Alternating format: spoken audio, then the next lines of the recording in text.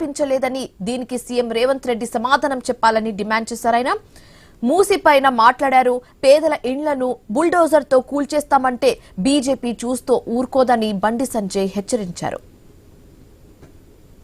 అసెంబ్లీలో ఎంఐఎం పార్టీకి సంబంధించిన శాసన సభ్యులు వందే మాతరాన్ని ఆలపిస్తున్నప్పుడు బహిష్కరించడం నిజంగా ఇంతకంటే దుర్మార్గం ఇంకోటి కాదు. గవర్నర్ గారు ఉన్నారు, స్పీకర్ గారు ఉన్నారు, ముఖ్యమంత్రి గారు ఉన్నారు, శాసనసభ్యులు ఉన్నారు, అందరు ఉన్నారు.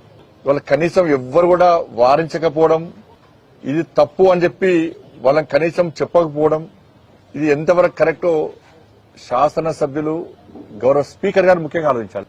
ఇది భారతీయ జనతా పార్టీకి సంబంధించినటువంటి విషయం కాదు. ఇది ఈ దేశంలో ఉండాలంటే వందే మాతరాన్ని ఆలపించాల్సిందే. స్పీకర్ గారు మీ వివరశైలేంది? రాష్ట్ర ప్రభుత్వము కాంగ్రెస్ పార్టీ చెప్పిన విషయాలను పట్టించుకోవడం, దానికి అనుగుణంగా వివరించడం కాదు. శాసనసభ వ్యవస్థను కాపాడాల్సిన బాధ్యత మీ మీద ఉంది. మీరే పట్టించుకోకుంటే, మీరే చూస్తూ ఉంటే వ్యవస్థను కాపాడేవారు. వాళ్ళు ఎంఐఎం పార్టీ దేశద్రోహ చర్యలకు ఈ విధంగా ఉంది. ఏదో అప్పుడప్పుడు వచ్చి ఓవైసీ అసదుద్దీన్ ఓవైసీ వచ్చి పాకిస్తాన్ మీద మాట్లాడి, బంగ్లాదేశ్ మీద మాట్లాడి, ఏదో మాట్లాడి నేను దేశభక్తుణ్ణి అని చెప్పి చెప్పుకునే ప్రయత్నం చేస్తే సమాజం గుర్తించదని. నీ కాలేజీలనే దేశద్రోహంలో పెట్టుకున్నావు. టెర్రరిస్టు ఉగ్రవాదం మూలాలే నువ్వు నడిపే కాలేజీలో ఉన్నది, నీ విద్యా సంస్థలు ఉన్నాయి.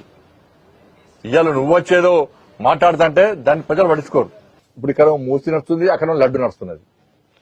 ఆంధ్రప్రదేశ్ అసెంబ్లీ సాధితమో లడ్డు, ఇక్కడేమో మూసి. భారతీయ జనతా పార్టీ మొదటి నుంచి మాట్లాడుతుంది మూసి విషయంలో.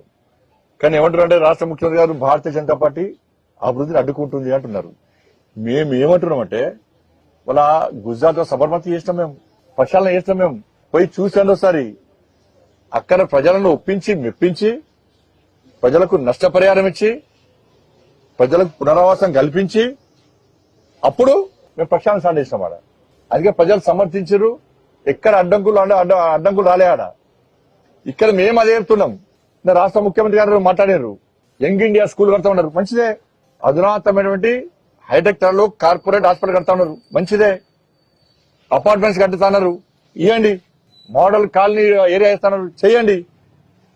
నా డిమాండ్ ఏంది, భారతీయ జనతా పార్టీ డిమాండ్ ఏంటంటే అవి చేసినాకనే స్టార్ట్ చేయమంటున్నాం మేము. ఇవన్నీ పూర్తి అయినాకనే స్టార్ట్